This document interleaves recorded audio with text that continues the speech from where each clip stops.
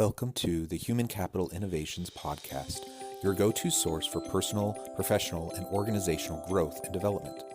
We hope you tune in often for all things people management, organizational development and change, organizational leadership, and social impact related.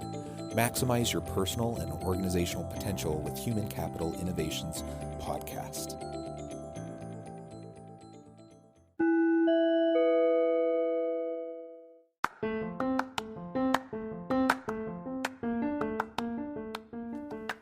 Welcome to the Human Capital Innovations Podcast. In this HCI podcast episode, I talk with Nancy D. Butler about hiring and anchoring people to your business.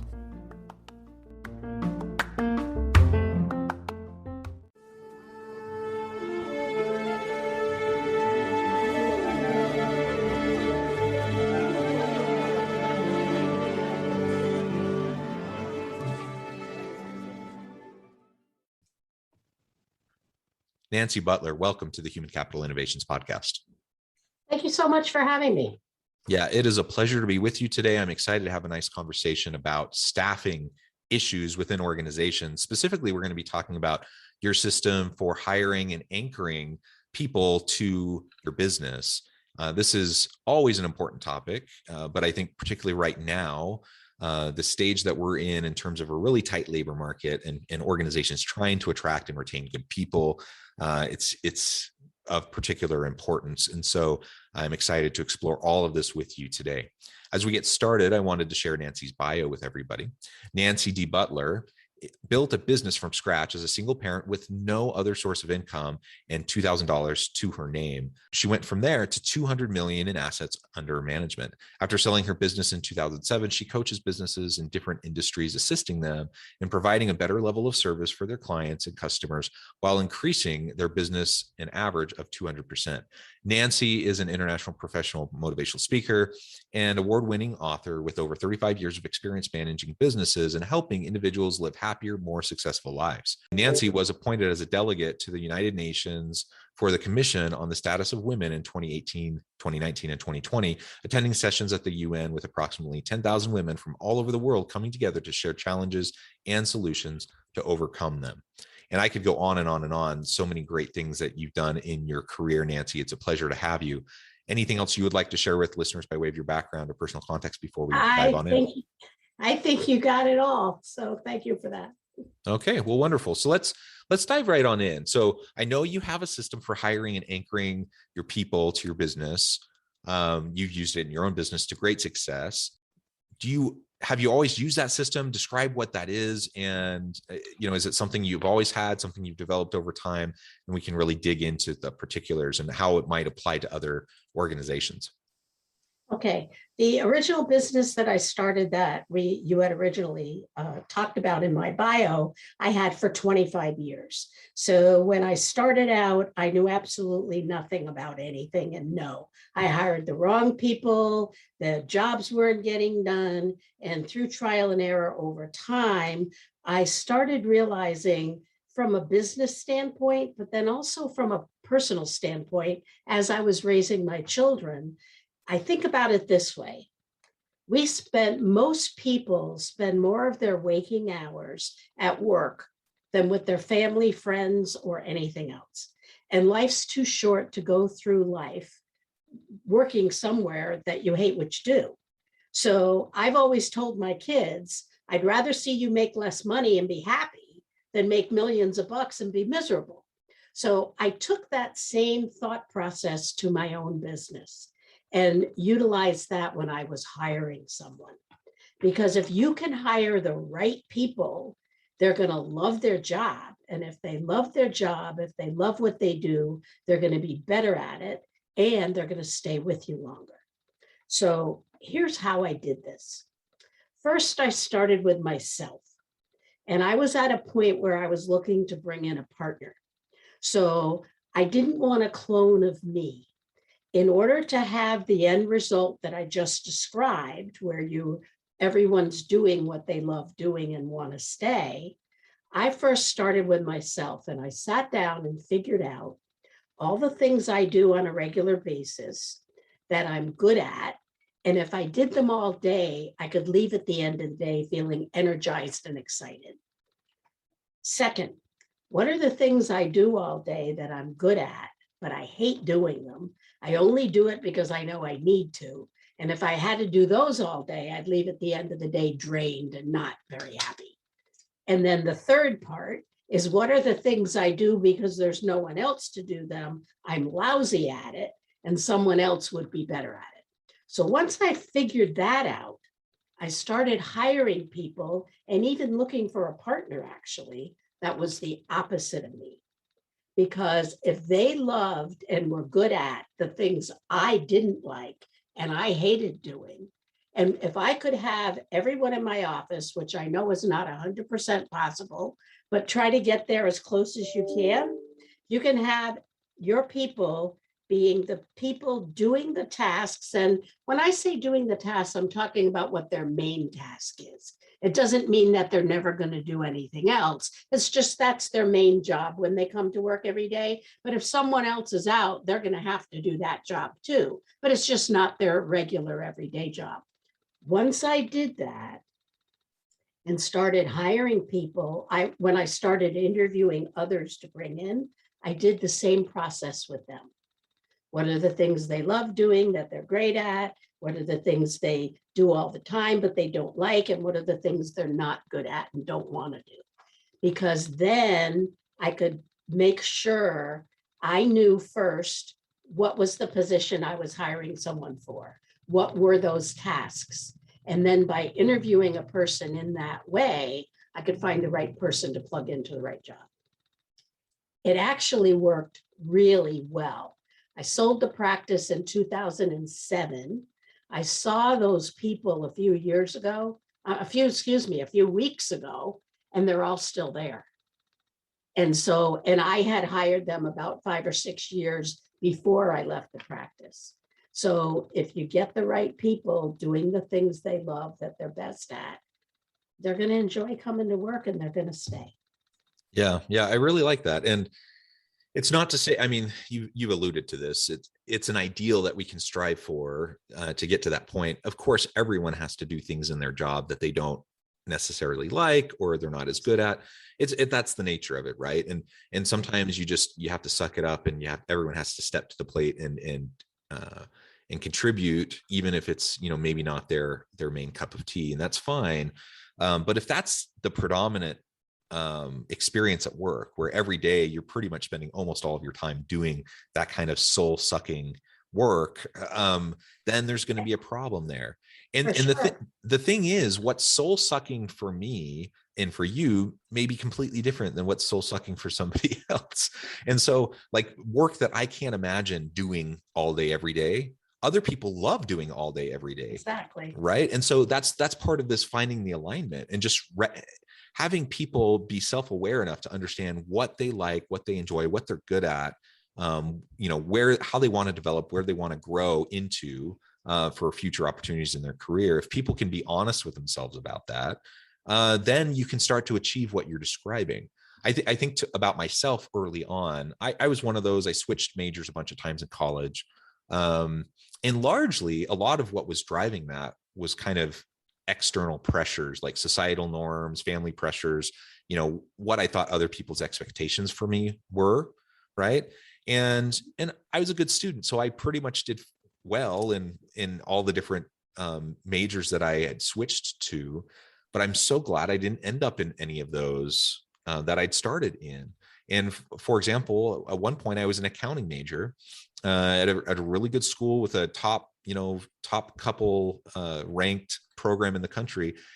If I would have graduated in that program, I would have been assured a good, well-paying job with a prestigious firm, probably for the rest of my career. And I was good at accounting. The problem was I hated it. And so, the deeper I got into the program, the more and more I realized, like, being good at this and the fact that it's kind of would be seen as prestigious and other people think it's a good thing for me to do and blah, blah, blah. Despite all of that, I would have hated it. I can't imagine like doing that all day, every day. Now, do I do things that are related to the skills I learned in accounting? Yeah, I do. And I do some of that scattered throughout all the other stuff I do, but it's really a small piece. It's not your primary task. It's not my primary task. Yeah. It's not even close to it. And so while I have colleagues and friends who are accountants and they love their job and they love what they do, Mhm. I'm glad they found it for them. I'm glad I Right. found my way out of that so that I didn't end up spending, 20 years in a career and then having an existential crisis, midlife and feeling like I needed to switch. And so I think what you're talking about in terms of alignment, it's really important on both sides. It's important on the Yeah. employer side, that I can be clear enough about what the needs are in my organization so that I can search for the people that will fit that need. Right. Right. I know that sounds obvious, but that's really actually not very easy to do. Right. Right. No, I That's hard. agree. That's hard to do. But on the other side, on the employee side, I have to recognize who I am, what I want, what I need, what I'm going to be good at, and how I want to grow in my career, and then look for jobs that align with that. It's so tempting, especially right now we're in a tight labor market. And so employees have choices. They can go lots of places, but that's not always the case. And if you're in a situation where maybe a job is hard to come by right now, you might be tempted to just jump at the first thing that comes your Yeah. way. Yeah. And man, I get that that can help pay your bills in the short run, but in the long run, it could actually really hurt you and your career and your opportunities to, provide for you or your family or whatever. So we just have to be very, very cautious and very aware of this alignment issue on both sides of the equation. Yeah, let's take a little different spin on that, because something you said earlier fits right in really well with that. You were saying about how with the pandemic and all, how employers are having a real hard time getting employees now. What if they took the system I just described and had that be one of their primary points in the way they're advertising their positions, that we help you find the position that you're going to love and want to stay in, and we'll coach you through it. So you're coaching them through it because you want to find the right person, but you're also helping them with their own career, helping them find the right place for themselves. And that's a lot of the reason why people have left their jobs. They've realized that life is too short. Look at all that's going on around us. I don't want to be in this for the rest of my life. So if you as an employer can get your advertising out correctly, that you're going to help them, you're not looking just to pull in anyone. You're looking to help them find the right spot and the right career and the right path for them. And you will help coach them through that. It'll help both of you at the same time. And you may get perfect, or nobody's perfect, close to perfect match of the type of employee you're looking for. And they'll get the job that they really wanted. Yeah, very well said. And so I think, again, nothing that we're talking about here is rocket science. It's perhaps what many listeners may consider to be common sense, yet it's hard to do in practice.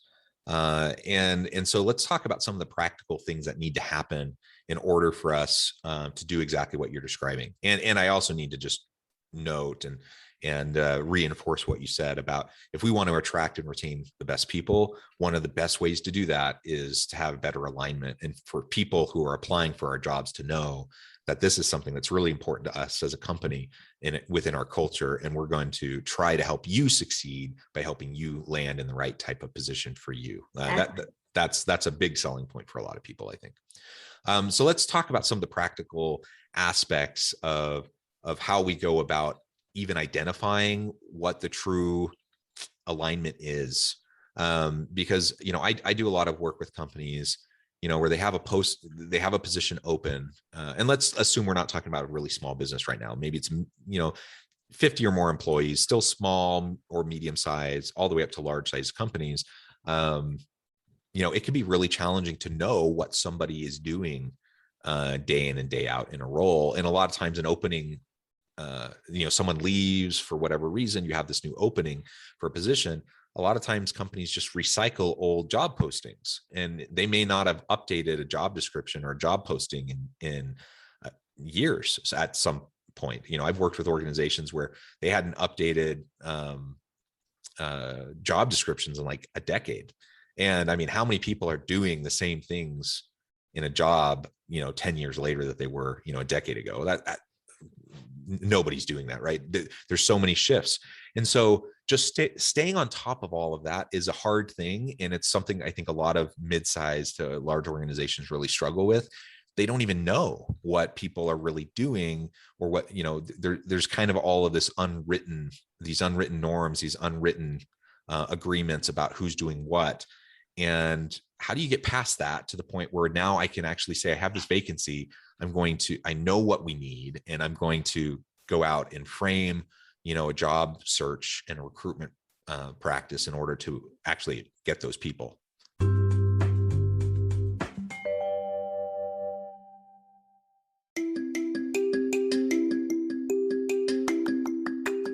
I'm excited to announce the publication of my new book from HCI Press, Bluer Than Indigo Leadership: The Journey of Becoming a Truly Remarkable Leader.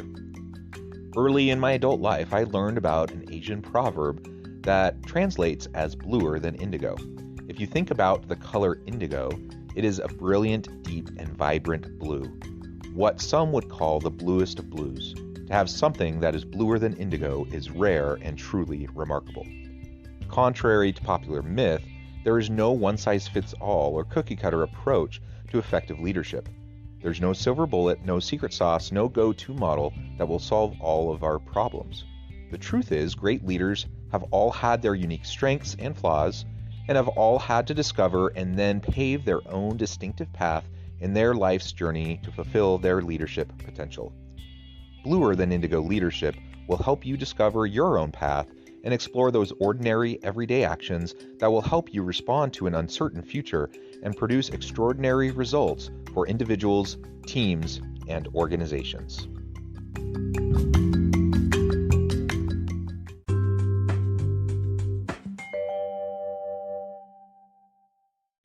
Great question. And I had a really good system for that. And I still do. And I coach businesses on how to do exactly that.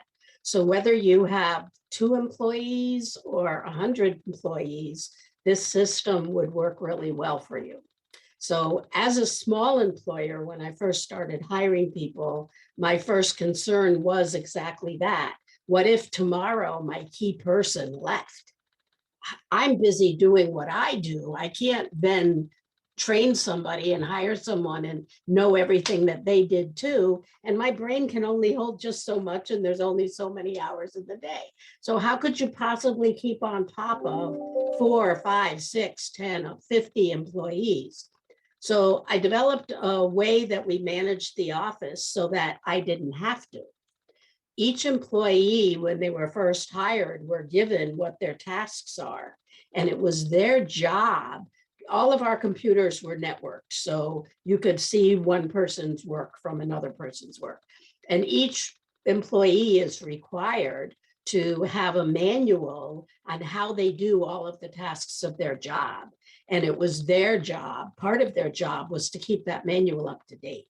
And I went over it with the employees, or I had the people businesses that I coach, I had their manager or the owner, if it was a small enough company, go over those at least monthly or quarterly and look and see what those people are doing and are they keeping it up to date. So some of those manuals, some of the things that those manuals, I should say, included were not just the tasks that they do, but all their key contacts.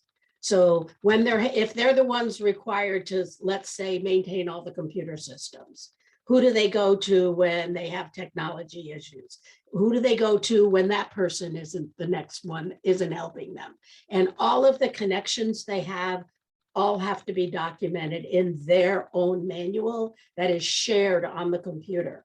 I wanted it that if any employee at any time was out sick or up and left, someone else could just pull up that manual and know exactly what that employee was doing, how they did it, who their contacts were. And it'll take some time to get them up and running, but at least they have what they need to be able to do that. And if you're a really small business owner and only had 2 or 3 employees and something happened and they were gone, or let's say COVID, they were all out sick and you had to do the tasks, could you even do them? If they've been working for you for any length of time, odds are you've switched your focus to bringing money into the business, servicing your clients, marketing, that kind of thing. And you're not doing any of those other tasks, and you probably haven't been for years. So if you had to step back in, could you even do it?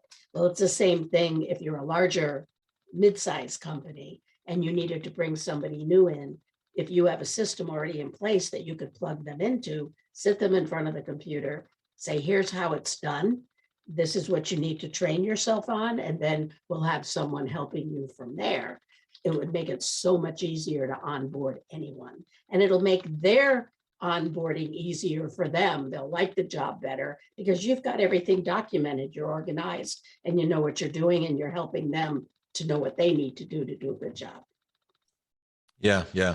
And that really is a hard thing when people come into a new organization, into a new role, and there's always a learning curve. And it's frustrating for people when you're spending a lot of time just trying to understand the basic nuts and bolts of like how to go about doing a job. There's no reason why someone should have to start from scratch in doing that when they're in a new position.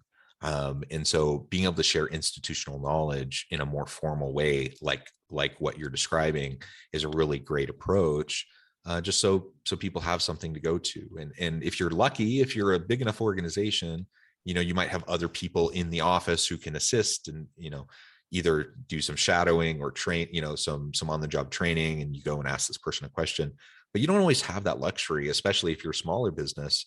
You may be the only, you're in a new role, you may be the only person doing that role.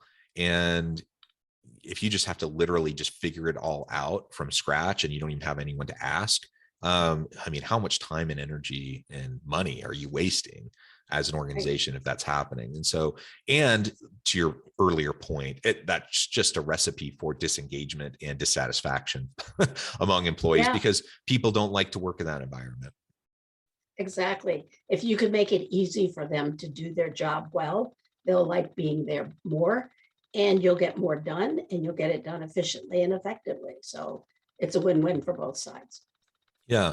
And when we can do this all, taking a strategic approach to our hiring and our staffing within our organization, when we think about the core values of the organization, when we think about and are really clear-eyed about what the gaps are and the needs are of the organization in terms of knowledge, skills, ability, competencies and capabilities of future team members, if we can have all of that as a foundation for who we are, what we're trying to accomplish, and then we take that out into the recruitment process through job postings, through, whether we're working with a firm to headhunt people, or whatever our approach is to get good talent. When we have all that foundation there, that then, just really dramatically increases the potential of us finding people that aren't just like good on paper. That's not necessarily always a hard thing to find, people that have the credentials, people that kind of check the boxes. Exactly. But we're talking about something that's much more than checking boxes. We're talking about values alignment, culture fit. We're talking about even like life stage fit, because some jobs just are going to be a better fit for people depending on what they want and need. And those wants and needs shift over time as we're in different life stages. And so just being very understanding about all of that. And then, tailoring the search process, the recruitment process, the screening process, the hiring process, the interviewing, all the stuff that goes into getting those people onto the team. We can focus on alignment to those core values, those core principles, the real core needs of the organization, and what this person can do to make a meaningful contribution each and every day, so they don't just feel like they're spinning their wheels, doing busy work, whatever, but they can feel fulfilled in the work that they do. When we do all of that, you know what? Word spreads quickly. People want to work for companies that have their stuff together. People want to work for companies where they feel needed, valued, and fulfilled. And word of mouth will start to spread. You'll get a better reputation, and people will start to look to work for you, and you'll be able to attract better people. You'll be able to retain people, so you don't have to have as many vacancies that need to be filled. And ultimately that just leads to more productive, more innovative organizations. It's going to help the bottom lines of the company. You're absolutely right. There's a phrase that I heard that I always took to heart: hire for personality, train for skill. If they have a bad attitude, if they don't like the job, if they don't have the right personality, then they're not going to be good for the position. I'd rather hire someone that has a great personality, is eager to learn, wants to do a good job, has that kind of personality, because I can train them on what to do. If they're reasonably knowledgeable or reasonable, if they're reasonable people and have a great personality, I can train them what to do. Sometimes I even hired people with no skill in what I was hiring them for, because their attitude and their drive and their, I mean, I knew they'd get along well with everyone. I knew they were smart. I knew they wanted to learn and suck up everything they could get in their head, that it would be easy to train them quickly on such easy tasks that I was going to be giving them. But the personality is what matters, because you can't change who a person is, but you can teach them if they want to learn. And so hire for personality, train for skill. Yeah. And I might even adjust that slightly. And depending on what you mean by personality, personality in terms of introversion, extroversion traits, and those sorts of things, I'm not sure always even matter that much either. But what I'm hearing you say, I would frame probably more like outlook and mindset, in approach to life and to work. And so if I have someone who has an abundance mindset, someone who has a growth mindset, where they're excited to be there, they're excited to contribute, they're excited to learn, they're excited to grow, that's what I want. And ultimately those are the people that are going to help you be successful. And so, yeah, absolutely. We want to hire for those types of things and make sure that we're getting, people in the door that ultimately are going to be happy with what we're trying to accomplish as a business. Right. Because if they don't have that kind of attitude within them, it's not going to make for a good work environment. No one's going to be happy. Yeah. Well, Nancy, it has been a real pleasure talking with you today. The time has flown by. Before we close, though, I wanted to give you a chance to share with listeners how they can get connected with you and find out more about your business, and then give us the final word on the topic for today. Okay, so you can connect with me. My website is aboveallelse.org. Telephone number 860-444-0535. And in closing, I know it's tough times in hiring people right now, but if you put out there and show them the kind of culture you have, and that you're not there just to get bodies in the door, but you're there to help them make a good career choice for themselves, you'll be more apt to get people to want to work for you. Well said. Thank you so much, Nancy. It's been a pleasure. I encourage listeners to reach out, get connected, find out more about what Nancy can do for you. And as always, I hope everyone can stay healthy and safe, that you can find meaning and purpose at work each and every day. And I hope you all have a great week.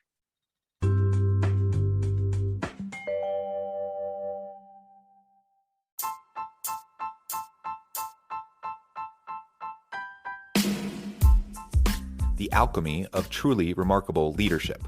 Ordinary, everyday actions that produce extraordinary results. Consider how the nature of work has shifted over the past 50 years. With increased globalization, rapid technological advancement, and the shift in economic composition, the average job of today looks very different than the average job of 50 years ago. What will the jobs and organizations of tomorrow look like?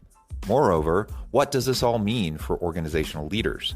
What are the core competencies and capabilities of organizations and their leadership that are prepared for continued disruption and geopolitical and socioeconomic shifts?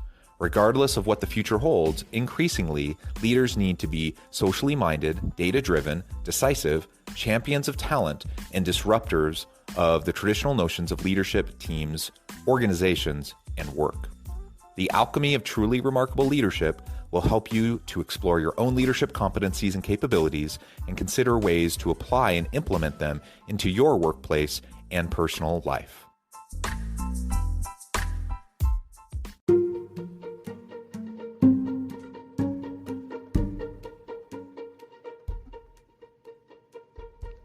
Check out Human Capital Innovations magazine, Human Capital Leadership.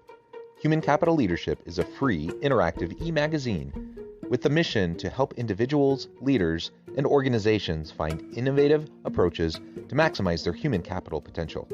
We publish issues quarterly in August, November, February, and May. Take a look at the latest issue and let us know what you think.